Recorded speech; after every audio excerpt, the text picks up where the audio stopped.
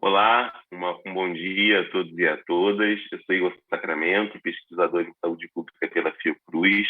Estou com vocês aqui desde o início da pandemia da Covid-19, debatendo temas associados ao campo da saúde e os impactos que a pandemia trouxe para a vida social. Nós estamos aqui com um objetivo duplo. O primeiro deles é fazer circular um conjunto de informações baseadas em pesquisas científicas que estão sendo desenvolvidas nos mais diferentes campos do conhecimento, por conta da pandemia da Covid-19. Então, com isso, entrevistamos pesquisadores do campo das ciências da saúde e da vida, da medicina, da enfermagem, da biomedicina, da psicologia, da saúde coletiva, epidemiologia, mas também pesquisadores das ciências humanas e sociais que estão investigando também os impactos sociais, culturais da pandemia no Brasil. Então, começando pesquisadores da filosofia, da história, da comunicação, da informação, da antropologia, da sociologia e de tantas outras áreas sobre esse tema. Um outro objetivo é fazer um registro do presente para o futuro, com vistas a novas pesquisas que poderão ser feitas nesse presente tão expandido, um presente catastrófico, tão expandido que nós estamos vivendo, marcado pela pandemia da Covid-19. Um dos temas muito frequente, não inédito, mas talvez numa proporção inédita no Brasil e no mundo, que é o negacionismo da ciência, que a gente tem observado. É sobre esse tema que nós vamos conversar hoje com a professora e pesquisadora Sandra Capone. A Sandra é a professora titular do Departamento de Sociologia e Ciência Política da Universidade Federal de Santa Catarina, possui graduação em Filosofia pela Universidade Nacional de Rosário, na Argentina, mestrado em Lógica e Filosofia da Ciência pela Unicamp e doutorado também em Lógica e Filosofia da Ciência pela Unicamp. Ela realizou seu primeiro pós-doutorado na Universidade de Picardie, na França, em 2020, e um pós-doutorado sênior na Escola de Altos Estudos de Ciências Sociais, também em Paris, em 2011. Atualmente, ela vem desenvolvendo, trabalhando com temas associados à epistemologia, à história da psiquiatria e da medicina, e também desenvolve inúmeros temas na área da bioética. Tem inúmeros projetos de pesquisa em que desenvolve tanto numa dimensão muito frequentemente marcada pela interdisciplinaridade, com as ciências humanas e sociais, e também em contato muito intenso com a saúde coletiva, particularmente com as ciências humanas em saúde. Bom, é um prazer poder contar hoje com a presença da Sandra aqui, porque vai compartilhar conosco seu conhecimento e sua experiência. Lembrando a todos e a todas que vocês podem fazer suas perguntas e seus comentários, que ao longo da nossa conversa, desse bate-papo, eu vou colocando para elas perguntas de acordo com o fluxo da conversa, então podem ficar à vontade para colocar. Sandra, muito obrigado por ter aceito esse convite para participar dessa live. E a primeira pergunta que eu gostaria de fazer é que você um pouco contasse a sua trajetória de pesquisa, você que tem formação em filosofia e vem se envolvendo ao longo dos anos com a questão da saúde pública, da saúde coletiva. Queria que você falasse dessa relação, como é que ela foi se dando ao longo da sua trajetória, os temas que você foi elegendo para trabalhar nessa interface que é tão importante, né, de uma filosofia da saúde, a gente pode dizer assim, da ciência da saúde, como você vem trabalhando há tantos anos. Bem, Igor, eu que agradeço enormemente o contato e o convite, estou bem feliz de estar aqui. E como minha trajetória é muito longa, porque eu tenho uma vida muito longa, então eu teria horas assim para contar essa trajetória e como é meu vínculo com a saúde coletiva e tudo mais, mas Mas eu vou tentar ver se eu consigo explicar em poucas palavras. Eu fiz meu mestrado e meu doutorado estudando Foucault na Unicamp com o professor Luiz Orlandi. E ali fiz um trabalho sobre a questão no mestrado que está, a temática da subjetivação em Foucault, a construção da subjetividade, e logo depois o tema era do doutorado, era a organização do trabalho e uma história sobre organização de trabalho e saúde. Então, fui me aproximando já aos temas da saúde, até porque no meu doutorado eu trabalhei bastante desde uma perspectiva Foucaultiana, toda esta questão da construção da subjetividade dos trabalhadores, estudando os jornais dos anarquistas e como que se dava essa relação de cuidado, de tecnologias de cuidado de si, enfrentadas com as tecnologias disciplinares que eu analisei ao longo da história. Bem, então, essa foi minha aproximação inicial com a temática, e eu trabalho Foucault dessa época até agora, e logo depois fui convidada para trabalhar como professora visitante em um departamento de doutorado de enfermagem. E eu fiquei realmente apaixonada com a temática da filosofia, assim, saúde, que até esse momento eu não era muito, não estava no centro das minhas pesquisas. E, bom, e foram alguns anos de muito trabalho, e um trabalho muito frutífero, com bastantes intercâmbios dentro e fora do Brasil. Bastante intercâmbio com a Fiocruz, já naquele momento, com alguns colegas de ali. Bom, e aí publiquei o livro da Compaixão à Solidariedade, é uma genealogia da assistência médica, que foi uma análise Foucaultiana sobre a temática da história da saúde coletiva, até, digamos, até o SUS, até 1988, o que seria a prévia, o que era essa forma caridosa de tratar, de se relacionar com a pobreza, e o que de isso persistia, podia ter persistido em um outro esquema. Bom, e logo depois eu fui professora no departamento de saúde coletiva da Universidade Federal de Santa Catarina por 18 anos. E logo depois eu passei para o departamento de sociologia, porque a área de ciências humanas e saúde tinha ficado muito restrita no departamento de sociologia, de saúde coletiva, era mais voltada para a área de epidemiologia e administração e gestão, e menos para ciências humanas, onde só ficou naquele momento um pequeno núcleo de bioética, com o qual ainda eu tenho bastante intercâmbio. Mas as áreas de ciências sociais foi desaparecendo, então eu acabei saindo e eu estou agora no departamento de sociologia já há muitos anos, mas sempre trabalhando com sociologia da saúde e filosofia da saúde.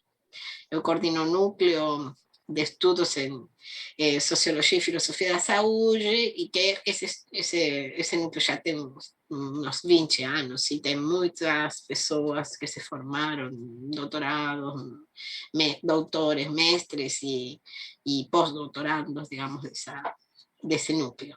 É um núcleo bastante ativo, e nós continuamos, enfim, vinculação também com aqueles que já se formaram e hoje são professores ou trabalham em diversas instituições, e é um núcleo muito ativo.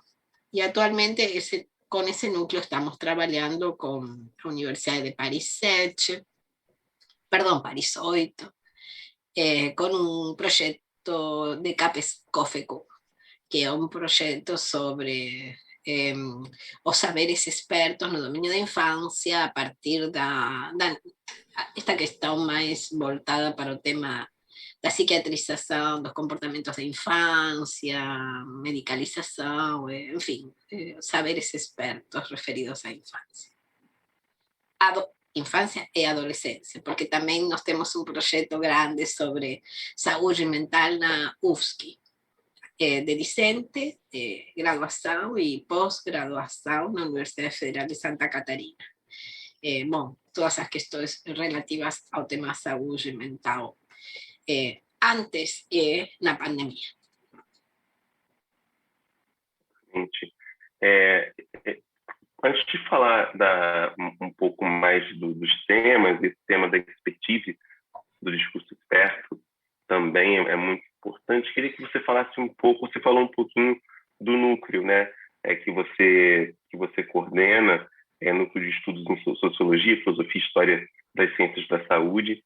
Queria que você falasse um pouco como você vê a importância dessa reflexão para as ciências da saúde, né? Você falou ali da sua experiência no curso de enfermagem, no doutorado e para a saúde coletiva, porque, em geral, tem uma abordagem que é muito quantitativa, por um lado, na saúde, por outro lado, muito biomédica, e não se observa essas implicações sociais, culturais e até mesmo históricas, e das relações de poder e saber que estão envolvidas nas práticas e nas ciências de saúde, né? Isso acaba, nos cursos, não sendo debatido e discutido, né? Se você puder falar um pouquinho mais do núcleo que você vem coordenando a esse tempo todo e as pesquisas que ele vem desenvolvendo, que muito sinalizam essa importância de uma reflexão crítica, né, obviamente, mas também baseada no repertório interdisciplinar e amplo das ciências humanas para refletir sobre as ciências da saúde. Lamentablemente, você tem razão, são temas que não estão muito presentes na formação dos profissionais das áreas biomédicas, da saúde em geral. Há como uma espécie de resistência aos temas das ciências humanas e sociais. Eu não saberia dizer qual é o motivo, né, dessa resistência, mas é uma resistência que está presente muito nos cursos de graduação. Também na saúde coletiva, eu acho que aí tem muito diferente em cada departamento. Tem departamentos que tem uma área de ciências humanas e saúde maior, muito importante. Basta pensar no que é toda a área na própria Fiocruz, mas também tem outras universidades que têm toda uma área forte. Aqui não, aqui essa área foi forte no momento, mas começou, em Florianópolis me refiro, começou a ficar cada vez menor, digamos assim. E isso no campo da saúde coletiva, mas eu entendo que seria desejável que na graduação tivesse mais espaço de reflexão sobre essas questões. E eu vejo que os meninos da graduação, da medicina, ou da enfermagem, da odontologia, enfim, não tem muito interesse nessas temáticas. E eu acho importantíssimo que a gente viu agora com a pandemia como que isso é uma temática super relevante, importantíssima. Entender como que o conhecimento científico é construído, entender que significa isso. Não só uma metodologia rígida de acumulação de dados, ou análise sistemática, ou isso, mas também uma reflexão crítica sobre o presente, um conhecimento de nossa história. O conhecimento sobre a história das epidemias nos auxilia muito a entender a história, este momento que está acontecendo. O conhecimento das relações políticas em diferentes âmbitos também nos auxilia a entender este momento. Então, as ciências sociais, eu acho que neste momento são de extrema utilidade, junto com a didática da ciência, que também é uma área que precisaria ter maior visibilidade, maior investimento, e que tudo isso se viu claramente agora na pandemia. Em relação a meu núcleo, um núcleo interdisciplinar, e nós, sei lá, a professora Fabiola Stolf esteve aqui contigo numa entrevista, ela trabalha na área de bioética, enfim, ela é farmacêutica de formação, mas logo ela fez mestrado, doutorado em saúde coletiva, está fazendo seu pós-doutorado na área de ciências interdisciplinar em ciências humanas. Então, assim, tem várias pessoas da área de medicina, de farmácia, de psicologia, de enfermagem, bom, enfim, aí também das ciências sociais, sociólogos, vários, enfim.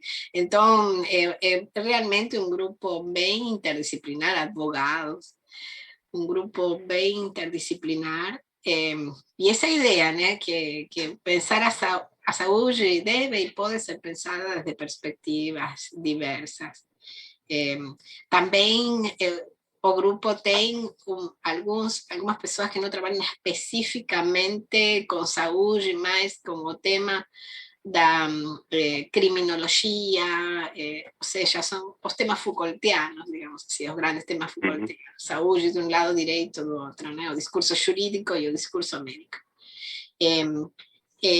Bom, e essas temáticas vinculadas à criminologia crítica, a problemática do racismo na polícia, enfim, essas questões. Excelente. Queria agora passar um pouco a discussão especificamente da questão do negacionismo, que a gente vem vivendo e observando com muita preocupação nesse contexto, embora não seja um fenômeno novo, de formas de negacionismo, né, que tem dimensões mas, por outro lado, tem algumas ciladas de usos políticos da ciência, por exemplo, de bloqueio a questões que são, né, que alguns consensos, mesmo que provisórios, das ciências, de modo geral, e um processo de politização muito autoritária ou limitadora, com traços até mesmo fascista da ciência, para definir um tipo de perspectiva, de ponto de vista, etc. Se você comentasse um pouco essa dimensão mais histórica do negacionismo, para a gente poder comentar o que a gente está vendo no mundo, mas no Brasil com traços muito intensos ainda de, enfim, né, não usar máscara, é só uma gripezinha, usar tais medicamentos no lugar das medidas que são apregoadas e são não só apregoadas, mas baseadas em evidências. Isso se torna mais uma questão das paixões, para usar um termo aristotélico, assim, se torna mais uma parte de uma retórica das paixões do que propriamente baseado nas evidências e na própria ciência. Se você falasse um pouquinho sobre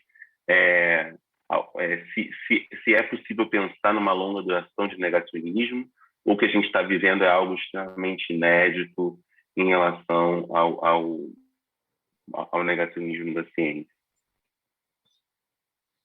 No, acho que no es inédito, que a lo largo de la historia existieron procesos de negacionismo científico.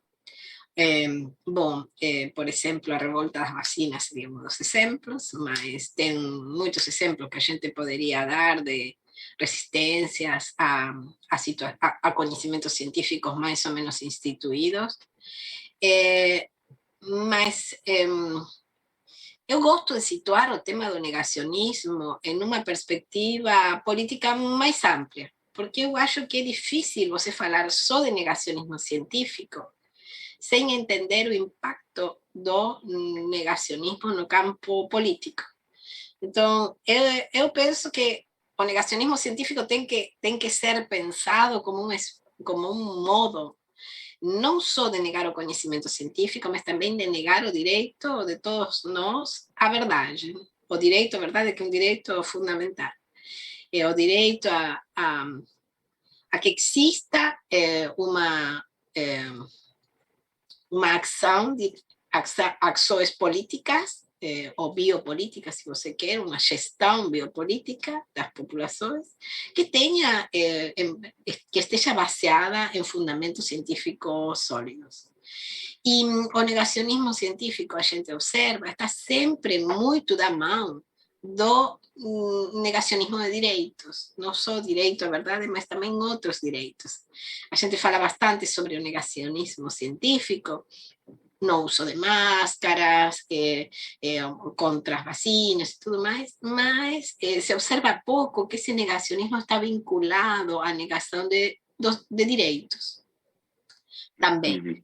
Então, muitas vezes, essa mesma pessoa que tem essa atitude negacionista tem também uma atitude negacionista em relação eh, a questão do Holocausto, por exemplo, se negam verdades históricas, se negam direitos, se nega a questão, por exemplo, do gênero, quando se fala de ideologia de gênero. É engraçado porque para defender o negacionismo científico, a gente escuta o tempo todo na CPI, essa coisa do direito contraditório, como se existissem sempre duas verdades que se tem que contrapor uma à outra, né? Mas quando a gente traslada esse discurso, essas mesmas pessoas que reivindicam essa suposta ideia de que sempre existem duas verdades, o que é absurdo no campo do conhecimento científico. O conhecimento científico se va revisando, va reformando, va refutando suas hipóteses, va refutando suas teorias, mas isso não quer dizer que a gente tenha que procurar sempre, que existam sempre duas verdades, por exemplo, evolucionismo, creacionismo, não estão no mesmo nível. Essas mesmas pessoas que falam das duas faces dos fatos, dos dois sinos, são as que não toleram qualquer dissidência no campo político. Então, eu acho que a gente, de alguma maneira, foi aceitando essa ideia, também é um pouco culpa nossa, culpa dos cientistas sociais, essa ideia de que absolutamente qualquer coisa pode ser relativizada. Então, escutar como natural o fato de que, bom, essa afirmação científica pode ser contraposta a outra afirmação científica do mesmo valor. Exemplo, o darwinismo e o criacionismo. Cuando eso no es posible, digamos, existe una que es verdadera y otra que es falsa. Y a gente teve durante mucho tiempo esa idea de uma aceitação do relativismo científico, que não significa uma epistemologia crítica, que é outra coisa. Então, eu gosto de falar que o negacionismo não se opõe à ciência maiúscula, como se fosse só uma verdade, mas o negacionismo se opõe a o que eu chamo uma epistemologia crítica, necessidade de diferenciar criticamente, entender criticamente o conhecimento científico dentro da medida do possível. Mas, enfim, o que eu queria, você me perguntava como é que foi se construindo esta ideia, e eu acho que para entender melhor como é que surge esse negacionismo, a gente tem que entender desde uma perspectiva política. É um movimento extremamente conservador, e o que se está defendendo são ideias extremamente conservadoras. Negacionismo científico não pode ser visto como uma coisa descolada de uma política conservadora. Você tocou num tema muitíssimo interessante, importante, que é a ampliação da observação, né? Porque numa disputa que é muito comum de se fazer entre é quase como ciência e opinião, né? Na verdade, eu acho que você coloca muito bem, tem uma outra questão aí do quanto que esse negacionismo não é um negacionismo só da ciência ou da epistemologia crítica, como você coloca muito bem, mas é um negacionismo também de direitos, é um negacionismo de representatividade, negacionismo de questões estruturais que foram sendo debatidas no Brasil com mais intensidade ao longo dos últimos anos, como racismo, sexismo, misoginia, né, um conjunto de questões fundamentais, desigualdades sociais, de classe, ascensão e mobilidade social, que foram sendo debatidas ao longo dos anos, é, é, o negacionismo também seria uma forma de bloqueio dessa luta por direitos e por visibilidade que tem marcado muito o contexto contemporâneo, ao mesmo tempo, e que você coloca muito bem, que eu fiquei aqui anotando e pensando, ao mesmo tempo, o negacionismo seria uma forma de bloquear esses ganhos sociais que foram se colocando, essas pautas sociais que foram colocando, também é uma forma de recrudescer uma lógica relativista, né? Tudo é relativo, inclusive a esta minha perspectiva, né? Se tudo é relativo, até mesmo é relativo o fato, pode ser que funcione tal medicamento ou não, pode ser que não tenha havido ditadura mesmo, né? Pode ser que não, quer dizer, que aí não é de uma lógica do revisionismo, que é uma ação própria da historiografia, né? Não se trata disso, se trata de negar a existência de acontecimentos como tortura, como ditadura, como escravidão, como holocausto. Se trata de negar, não existiu. Queria que você falasse um pouco disso, dessa dimensão ampla e desses conflitos que às vezes servem para bloquear que outros atores sociais possam tomar a cena pública e expor e ter a coragem, usando o termo de Foucault, de dizer a verdade, né? O negacionismo no Brasil como así como una especie de ejemplo, digamos, dramático, o trompismo y o bolsonarismo. Mas esse processo que acontece aqui de maneira muito brutal e que acontece dito pela boca do próprio presidente, pelos seguidores do presidente, quer dizer, un negacionismo, digamos así, quase oficial. En otros países también acontece en grupos conservadores, que también son grupos, por ejemplo, en Argentina, se observa grupos de derecha que no están no gobierno, que también están activamente contra las medidas de distanciamiento social, contra el uso de máscaras, contra vacina, a nivel de decir que la vacina es un veneno, que quieren envenenar a la población, todas esas cosas.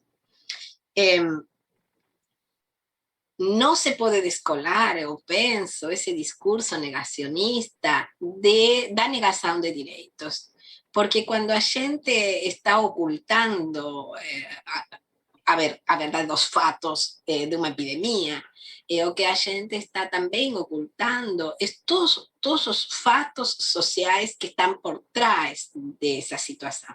Por exemplo, no caso específico da Covid-19 aqui no Brasil, a gente observa claramente que a pandemia escancarou uma série de problemas sociais que já existiam antes da pandemia, certo? Uma mortalidade diferencial entre pessoas ricas e pobres, uma mortalidade diferencial de raças, a questão das populações indígenas, como estão sendo afetadas de maneira direta e muito dramática, as populações negras também. Então, tudo isso se anula a partir do momento em que você diz, é uma gripezinha. Não, é bom se as pessoas morreram, bom, não sei, eu não sou coveiro, ou eu não tenho nada a ver com isso. Todas essas desigualdades que apareceram claramente, negar a máscara, eu penso que é muito mais do que negar a máscara, é negar toda a realidade que está... que se escancaró con la pandemia, toda esa realidad de desigualdad social, de racismo estructural, de problemas de populaciones indígenas, todo eso que apareceu así de manera casi que evidente para todos, você nega a partir do momento en que dice, no, as pessoas não precisam usar máscara porque isto não é uma situação grave, saiam a trabalhar. Bom, e além do mais, negacionismo tem efeitos dramáticos no que seria uma necropolítica, né? Que se observa claramente, você precisa, bom, de alguma maneira, o discurso conservador nega essas desigualdades que ficaram mais evidentes no caso da pandemia, e um pouco o que está por trás desse discurso é, bom, cada um resolve seus problemas por si mesmo. O que está por trás desse discurso aí é o discurso de uma ideologia neoliberal, que é o que afirma é, bom, a comunidade não existe, o que existe são indivíduos, você tem que sair a trabalhar, tem que se expor. Bom, a cloroquina foi uma maravilha para isso, para eles, né? Porque a cloroquina foi como uma espécie de bala mágica. Dizer, você vai tomar esta terapêutica preventiva e você vai poder sair, você vai poder se expor, você não vai correr riscos, você vai estar protegido, então a vida continua, a economia continua.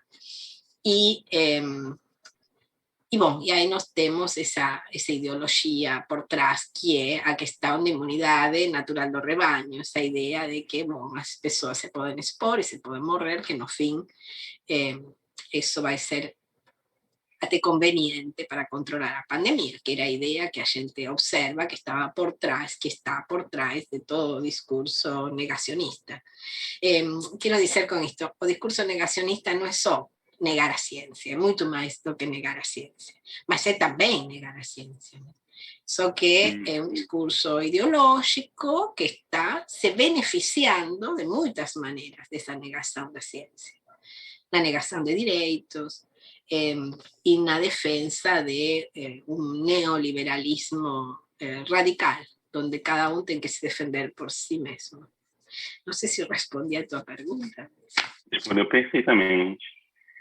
Perfeitamente. E eu fico pensando, eu vou entrar nessa questão do neoliberalismo na próxima pergunta, mas antes eu queria enquanto você estava fazendo seu comentário, sua resposta, eu pensei em duas dimensões que são muito centrais a esse negacionismo, a essa formação. Uma é a dimensão de crise, né? Que praticamente justifica a inação ou certa ineficiência do governo na gestão da pandemia. Então, o tempo inteiro está uma crise. Então, a vacina, a doença, ela é chinesa, tem uma articulação comunista e etc. E não sei o quê. Então, mas não se resolve ou controla a disseminação do vírus, mas se produz uma crise uma crise que nesse caso foi inédita no Brasil, até mesmo nas relações internacionais com o governo chinês, o que a gente, né, pelo menos na história do Brasil democrático, né, pós-85, a gente não observou uma crise dessa maneira, né, ainda mais pela postura muito discreta com que a China faz suas relações internacionais, né, enfim, então ter falas tão enérgicas em relação à xenofobia, em relação a acusações contra a xenofobia dos governantes brasileiros, representantes, etc. Quer dizer, então, a gente observou, o que eu queria dizer, que aí você pode me corrigir, que tem uma dimensão desse negacionismo que é a produção da crise, né, de uma lógica constante de crise que depois vai sendo substituído. É o vírus chinês, a vacina que tem o chip, a vacina que vai virar jacaré, não sei o que não tem comprovação científica. Enfim, então vai produzindo um conjunto de crises, saúde versus economia. Se a gente ficar em casa e ter proteção social para os mais desamparados, a gente vai desaquecer a economia e não vai ter emprego. Quer dizer, criando um conjunto de crises que muito diferentes, e aí é o outro ponto, de outros países, como Nova Zelândia, como Austrália, como Japão, enfim, a gente pode citar vários outros países no mundo que tiveram uma outra postura em relação à própria pandemia, uma postura não necropolítica. Então, esse ponto que eu queria tratar um pouco, quer dizer, que o negacionismo ele sustenta duas práticas. Uma se sustenta pela crise e também pela necropolítica, quase menos que um fazer viver e deixar morrer, mas muito mesmo um fazer morrer e deixar alguns viverem, né? Talvez inverta uma lógica do Estado soberano para uma outro Estado, um Estado muito marcadamente neoliberal, mas também que enfatiza uma política baseada na morte. Queria que você falasse um pouco sobre isso. Em que o negacionismo se sustenta, ou o que ele está, que tipo de política que ele está sustentando também? São duas coisas que você coloca muito importantes. Uma é essa gestão baseada em crises, né? Sempre parece que tem uma crise que é terrível e que o governo vai vir como salvador a resolver todos esses problemas e a se opor aos inimigos. É a lógica da guerra, é a lógica da inimizade. A lógica da inimizade que foi colocada na figura da China, mas que constantemente colocada na figura da Venezuela, que foi também colocada na figura, sei lá, de Macron em um momento, quando ele teve aquela disputa em torno a Unión Europea. Entonces, son diferentes enemigos que... y el discurso fascista eso, el discurso fascista precisa de enemigos para se sustentar y precisa de crisis para aparecer como salvador. Aqui eu tenho uma citação de Ana Arendt, onde ela diz: o sujeito ideal para um governo totalitário não é um nazista convicto nem um comunista convicto, mas o indivíduo para quem a distinção entre fato e ficção, entre verdadeiro e falso deixou de existir. Então, não importa se essas crises realmente existem ou não existem, elas são criadas e criadas para juntar uma quantidade de seguidores para esa especie de luta medio imaginaria que va siendo creada para combater algún enemigo, un enemigo temporario, un enemigo que aparece. Bom, o enemigo puede ser interno o externo. Por exemplo, ideologia de gênero é o inimigo interno que eles inventaram, aunque não existe como um inimigo. A vacina ou a história da China também são inimigos que não existem, que são inventados. Entonces esas crisis son un motor, aparecen como motor de esa base que da sustento aos discursos fascistas. Y eso aconteceu ao longo da história nos distintos regimes fascistas. E o tema da necropolítica que você coloca, sem crisis ninguém aceitaria, digamos, sin crisis. Cuando a gente observa que, na verdade, é o governo que cria as crises e que não são as inventadas, não são as crises que se inventam como a vacina, todas essas, mas sim as crises que realmente se produzem por falta de ação, porque não se comprou a vacina no momento certo, porque houve corrupção na compra da vacina, porque ganharam muito dinheiro na compra de uma medicação que não serve, como os kits Covid, que já se vê o que tem indústrias farmacêuticas envolvidas e tudo mais. Aí, então, esse discurso se desmorona. Porque no es a toa o negacionismo, tiene a ver con negación de derechos humanos y defensa defensa do grupo, né? Eu penso que o negacionismo tem que ser pensado como un discurso ideológico que está aparecendo para denegar aquilo que de fato acontece. O que de fato acontece son grandes negociaciones, son grandes contactos con industria farmacéutica, son grandes negocios, son grandes beneficiados, muchos beneficiados, que no es a populación en general, con toda esa dilación para comprar la vacina, con toda esa teoría de tratamento precoz. Digamos, es una pandemia, no es una epidemia. Então, basta ver como que você deu o exemplo de Nova Zelândia, basta ver como que deu certo em outros locais do mundo, que biopolíticas deram certo em outros lugares do mundo, mesmo que tenham morrido pessoas, inevitavelmente, para poder controlar as mortes evitáveis. E aí o tema do negacionismo se vincula com o tema da necropolítica. A necropolítica é o eixo dos discursos fascistas, né?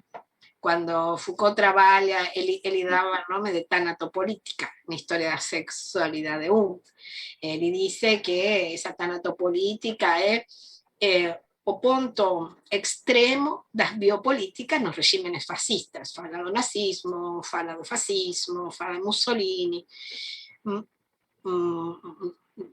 Membe vai dar uma volta mais, mostrando que os colonialismos e os governos coloniais fazem uso constante desses discursos necropolíticos, que são discursos de morte. E o que a gente vê, uma péssima gestão da pandemia de Covid, é a proliferação de mortes desnecessárias, mortes evitáveis, e que todas essas mortes evitáveis e desnecessárias, não todas, pero uma grande parte, faz parte de populações socialmente mais vulneráveis, de populações indígenas, enfim, tem cor, tem raça, tem classe social,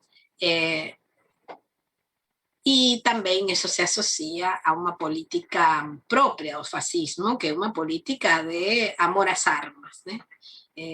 A gente viu que nestes últimos anos triplicou o número de armas na população brasileira. Então, os dois instrumentos de necropolítica mais claros, para meu ver, neste contexto, foi a difusão e venda absurda de armas y liberación de armas, y por otro lado, todo este discurso negacionista vinculado a terapias ditas preventivas que permitiram, que fizeram com que as pessoas se expusessem a um risco desnecessário durante muito tempo. E, claro, a isso podemos acrescentar mais uma, que é a lentidão e a corrupção vinculada à compra de vacinas. Exatamente, exatamente. Enquanto estava falando aqui, eu estava anotando algumas questões que, em uma das que você fala, que a lógica da inimizade, ela impera, e ela impera tanto internamente, criando inimigos internos, né, numa frequente lógica nós e eles, e também, né, externamente, em termos de relações das políticas públicas, o que tem levado o Brasil no contexto do fim do governo Trump a um isolamento, né, dentro das políticas internacionais de vários níveis, no nível da política ambiental, da gestão da pandemia, na questão todo o debate econômico também, enquanto o mundo, e sobretudo os países mais desenvolvidos, estão investindo cada vez mais na produção digital, né, e aplicativos, e, né, num capitalismo cada vez mais imaterial, se a gente puder continuar usando esse termo. O Brasil tem apostado no extrativismo, né? Quer dizer, parece que a gente está no século XVI, né, extrativismo na Amazônia, né, de todas as riquezas naturais, tem uma preocupação com um discurso que até é neoliberal, que é da sustentabilidade, né?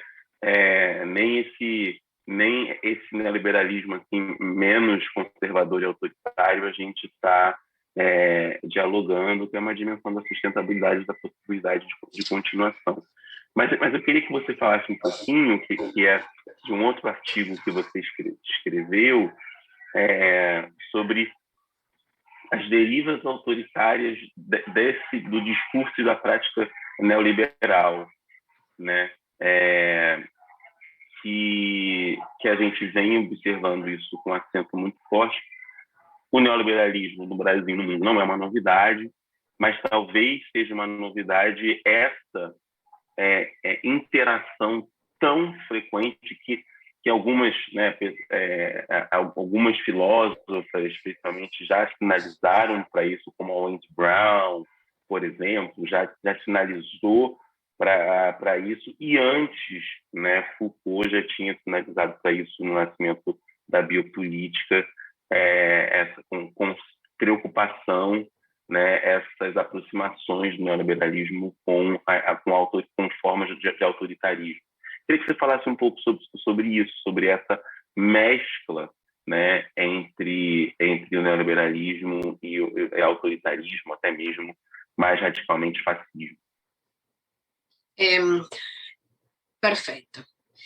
Mas eu vou tentar vincular isto com o que você falou sobre os problemas do isolamento internacional e o extrativismo, enfim. Eu penso que a Covid nos trouxe um elemento novo para pensar. Justamente, se você analisa onde foi melhor feita a gestão da Covid, lamentavelmente a gente não conseguiu liberação da patente das vacinas, que teria sido lógico. O que está por trás de isso é um discurso que suspende a lógica neoliberal por um tempo, onde deu certo, e se substitui por uma lógica da solidariedade coletiva. Aqui, na pandemia, o que ficou claro é que você não se salva sozinho, ninguém se salva sozinho.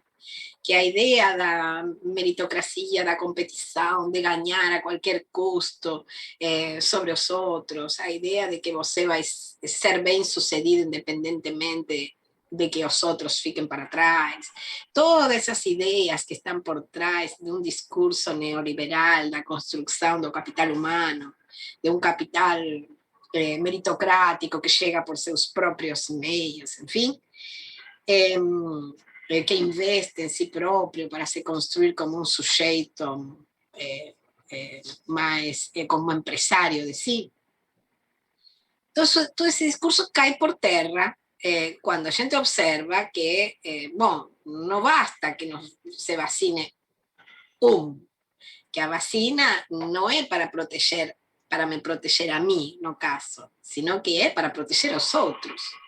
Porque todos nós sabemos que, mesmo vacinados, corremos um pequeno risco de ficar doentes. Mas que se 75% da população está vacinada, nós conseguimos uma imunidade coletiva que permite que aquelas pessoas que por alguma razão não se podem vacinar, porque têm problemas imunitários, ou que seja, fiquem protegidas. A vacina é uma ação coletiva. É uma ação de solidariedade. Por isso que as pessoas que não se vacinam e que são anti-vacinas são fundamentalmente anticomunidades, antissolidárias, né? Porque estão rejeitando essa ideia de que para sair de uma pandemia é um fato coletivo, nós temos que proteger entre todos. O neoliberalismo é o discurso justamente contrário, é o que sai dessa ideia de solidariedade coletiva. Em uma situação como a pandemia, é necessário que existam auxílios emergenciais para as populações necessitadas. E isso vai sair de nossos impostos, quer dizer, é também um fato de solidariedade coletiva. O discurso neoliberal não aceita isso. O discurso neoliberal vai dizer cada é livre de fazer o que quiser, cada é livre de sair sem máscara, eu posso entrar em um restaurante sem máscara, eu posso vacinar, eu posso decidir não me vacinar porque eu sou livre, porque o corpo é meu, desconhecendo que a liberdade, só se pode falar de liberdade quando a gente está num coletivo, ou seja, ninguém é livre sozinho, né? Aquela ideia de Robinson Crusoe, né? Você não mora numa ilha sozinho para ser livre. Então, a liberdade tem a ver com a sociabilidade. Só se entende no marco de uma sociedade.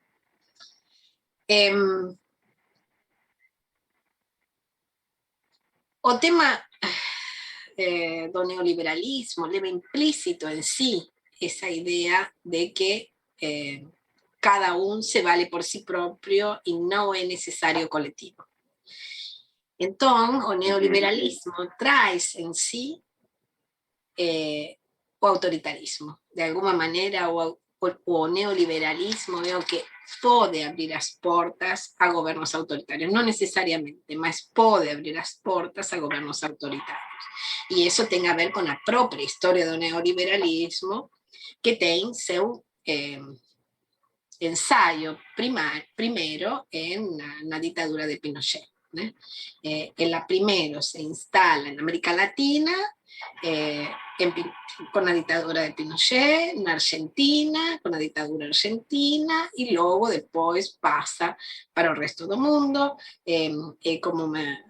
se faz como una especie de experimento social, y el neoliberalismo nace de una estructura autoritaria, porque para desmontar los espacios de cohesión social y de protección social, você precisa, para hacer ese desmonte, una fuerte ideología de oposición a las ações colectivas, que es lo que el neoliberalismo precisa para desenvolverse. Entonces, si bien no necesariamente todos los gobiernos neoliberales son autoritarios, o neoliberalismo abre a porta para a existência de formas autoritárias de governo. Justamente porque cada tem porque tem essa ideologia de que não é o social o que importa, não é o coletivo o que importa, não é o outro o que importa, mas essa ideia de que cada deve construir-se a si mesmo como um empresário de si e para isso lutar como um empresário contra outras empresas e todos somos de alguma maneira competidores. Exatamente. E é muito curioso, interessante o quanto que essa lógica do neoliberalismo, formando essa dimensão do empresariamento de si e de nós como numa busca constante, primeiramente pelo autoaprimoramento, né, de nós mesmos cada vez mais nos autoaprimorar, mas, por outro lado, como você colocou muito bem, uma competição muito grande com os outros, e também certos bloqueios de vínculos de coletividade que se dão uma coesão coletiva a partir do bem comum, né? E quando estava falando, estava pensando, quer dizer, porque o bem comum e o comum, eles não necessariamente está relacionado com a identidade, né? Porque, por outro lado, o neoliberalismo parece reforçar processos de identificação muito grandes, quase narcísicas, né? Quer dizer, então, eu confio naquele que se parece comigo, eu confio naquele que pensa como eu penso, eu confio naquele que fala como eu falo, ou que fala o que eu gostaria de falar, mas não posso falar. Tem uma dimensão aí que é diferente da busca por um comum ou do bem comum que caracterizou a sociedade muito, talvez sociedades mais liberais do que neoliberais, por uma busca de processos de identificação que são quase narcísicos. Você acha que isso poderia explicar, por exemplo, a existência de tantos grupos disseminando essas desinformações, ou mais do que isso, vivendo, né, vivendo desses discursos de verdade, porque eles são discursos que buscam estabelecer algum tipo de verdade e se reunindo, seja no Telegram, pelo WhatsApp, nas redes sociais, etc. Você acha que tem uma implicação muito grande na estrutura como esses processos de comunicação vêm se dando, contribuem para esses discursos que disputam a verdade, eles aumentarem cada vez mais? Muito boa a tua questão.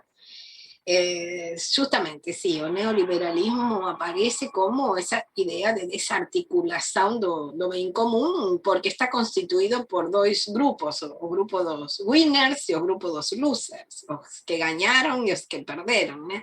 Y en ese grupo, bueno, la verdad los dos sufren, porque o que gana nunca gana tanto cuanto él quería ganar, siempre tengo una cosa más para ganar, y aquel que ficou fora da estrutura sofre porque no tiene manera de voltar para las estructuras clásicas, no tiene estrategias de protección, las clásicas estrategias de protección. Entonces, es un mundo bastante complicado. E esse mundo se vale muito da lógica da empresa. E a lógica da empresa é a lógica da venda. E a lógica da venda é a lógica da propaganda, a lógica da publicidade. Entonces, nos falamos de cómo el neoliberalismo se vinculaba con los discursos fascistas clásicos, bueno, el caso de Pinochet, y cómo también el negacionismo se vinculaba con estructuras clásicas de tipo fascistas, como el negacionismo fue funcional para los fascismos, negar a verdad como una estrategia de gobierno, a mentira como estrategia de gobierno, los discursos fascistas, los gobiernos fascistas, Mussolini, los clásicos fascismos do século XX, mas agora nós temos um elemento a mais, que é o elemento das redes, é o elemento, isso que você, que é o elemento de agrupamento, que permite que se agrupen pessoas que não sabiam, que pensavam do mesmo modo, e começam a se agrupar nessas bolhas de informação. A publicidade é o modo, as formas de publicidade, sei lá, fake news como formas de publicidade, são a forma de transmitir essas informações ou desinformações, né? E também de consolidar esses grupos como grupos homogêneos. Até que aconteça alguma coisa, né? Porque esses grupos homogêneos são muito homogêneos até que observam que está morrendo alguém da família, que alguém da família poderia ter sido salvo se não tivesse sido negado que o uso de máscaras era útil, por exemplo. Aí essas bolhas começam a se desarticular e esas alianzas comienzan a enfraquecerse. De esa manera también las bases de los gobiernos totalitarios también se comienzan a desmanchar, digamos así. Porque a realidad de dos fatos aparece, con la muerte de una persona próxima. Y ahí a realidad de dos fatos se opone a aquello que a publicidad nos decía. Como cuando a gente compra un producto con una expectativa y acontece que a expectativa fue frustrada no momento en que a gente consome. Bom, então não sei, mas penso que essa questão das bolhas pode ser pensada a partir disso, das bolhas de informação, me refiro, pode ser pensada a partir desses discursos, mas isso é uma coisa temporária. Por exemplo, eu penso que agora a vacina nos vai dar um respiro.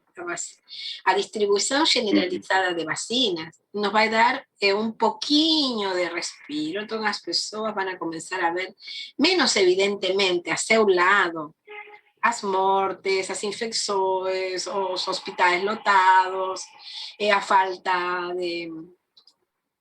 de oxigênio, enfim, por sorte, a vacina vai nos poupar de todas essas tragédias. Mas isso não significa que essa mesma conquista não fortaleça ainda mais esses discursos autoritários, porque viu que já foi resolvido, que, bom, no fim era uma gripezinha, esto já passou, agora, bom, e agora vamos a ter outras crises geradas van a tener que aparecer otras crisis geradas para reconsolidar ese grupo.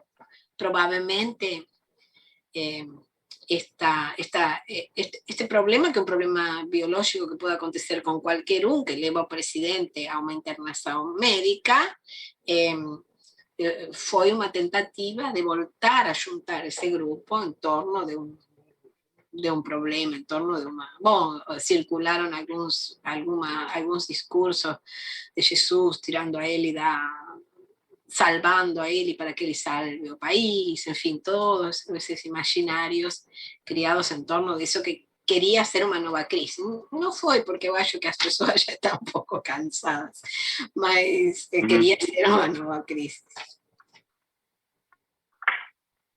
Resucitar a los enemigos, la facada, toda esa cosa, voltar otra vez. Exatamente. Você colocou muito bem, né? Você retoma, utiliza uma questão de saúde como retomar quase como uma figura de Marte, né? E de herói nacional, etc. Mais uma vez. Bom, Sandra, eu gostaria sim de agradecer. O tempo passou super rápido na nossa conversa. Eu gostaria de agradecer imensamente assim pela disponibilidade que você teve de falar conosco para poder conversar. Os temas são vários, assim. Eu espero que a gente tenha conseguido abordar e convidar as pessoas que se interessarem para acompanhar os seus textos e as produções que foram desenvolvidas individual e coletivamente, né, no âmbito do núcleo de pesquisa que você coordena. Vários textos aí discutindo neoliberalismo, negacionismo, né, a gestão biopolítica da pandemia, diversos artigos que foram publicados ao longo do ano passado e deste ano. Convido a todos a lerem também, é claro, acompanharem aqui essa conversa. Para quem não pôde assistir integralmente, ela vai ficar disponível no canal do YouTube. Foi uma aula, acho que tem aqui vários fios e várias questões desenvolvidas. Se você quiser comentar alguma coisa que a gente não conseguiu falar antes, fique à vontade, mas desde já queria agradecer imensamente por você ter colaborado conosco aqui e trazido tantas reflexões importantes e profundas.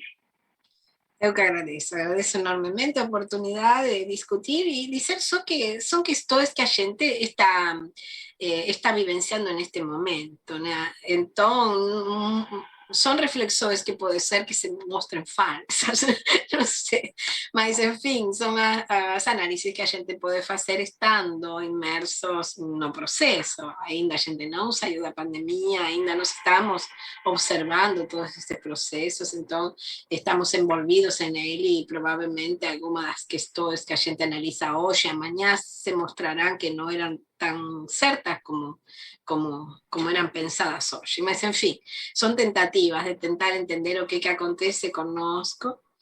E só dizer que nós, si bien eu trabalhei com história das epidemias bastante tempo, história da febre amarela, das doenças tropicais, da medicina tropical, o trabalho atual, o trabalho do núcleo hoje está fundamentalmente centrado no tema do sofrimento psíquico. E, bom, e também o sofrimento psíquico provocado pela pandemia, a questão da medicalização da infância neste momento, tudo isso são questões bastante interessantes, que, bom, se alguém tem interesse, estão em nossos trabalhos, e que não, bom, enfim, que a gente não falou hoje porque estávamos falando sobre o tema do negacionismo, mas hoje nosso trabalho está mais direcionado para o campo da psiquiatria, de uma crítica epistemológica da psiquiatria. A gente pode fazer, se você tiver disponibilidade, uma outra conversa sobre esse tema que é tão importante, cada vez mais difundido, que é a medicalização da infância e da adolescência, né? A medicalização que está associada a outros processos da patologização, farmacolização, a quantidade de medicamentos, patologias associada à infância são muito grandes. A gente pode conversar, se você puder, a gente vê sua agenda para fazer uma nova conversa. Acho que é um tema fundamental também de ser tratado e aprofundado. Já convido aqui e aí depois a gente combina o melhor dia para a gente poder conversar. Acho que é muito importante. Queria agradecer imensamente, Sandra. Obrigado mesmo. Obrigada a você, então, Igor, e obrigada às pessoas que se interessaram por escutar a conversa. Muito, muito obrigado, e obrigado, Arthur, também, por toda essa organização. Perfeito. Muito obrigado a todos, obrigado ao Arthur também.